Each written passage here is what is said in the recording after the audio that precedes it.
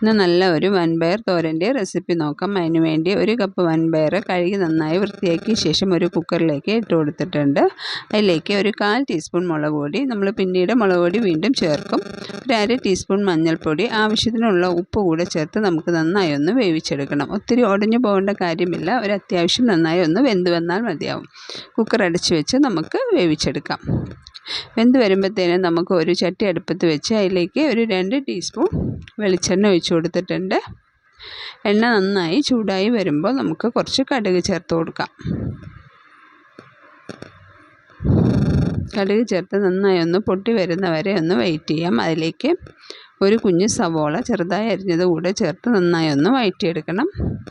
അതിന് ശേഷം ഒരു 4-5 വെളുത്തുള്ളി ചതച്ചത് കൂടെ ചേർത്ത് നന്നായി ഒന്ന് ഇളക്കി യോജിപ്പിച്ച് കൊടുക്കണം. അതിലേക്ക് കുറച്ച് കറിവേപ്പില കൂടെ ചേർത്ത് കൊടുത്തിട്ടുണ്ട്. കറിവേപ്പില ചേർത്ത് നന്നായി ഒന്ന് മിക്സ് ചെയ്ത് കൊടുക്കാം.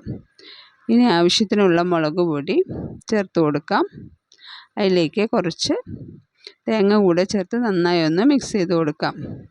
അതിന് ശേഷം നമ്മൾ വേവിച്ച് വെച്ചിരിക്കുന്ന വൻപയർ കൂടെ ചേർത്ത് നന്നായി ഒന്ന് ഇളക്കി യോജിപ്പിച്ച് കൊടുക്കാം. ഇപ്പോൾ നമ്മുടെ വൻപയർ തോരൻ റെഡി ആയിട്ടുണ്ട്. എല്ലാവരും ഒന്ന് ട്രൈ ചെയ്ത് നോക്കൂ. വളരെ ഈസി ആയിട്ട് തന്നെ ഉണ്ടാക്കിയെടുക്കുക.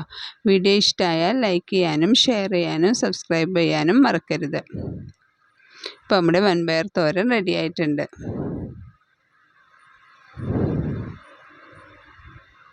എല്ലാവരും ഒന്ന് ട്രൈ ചെയ്ത് നോക്കൂ. Thank you.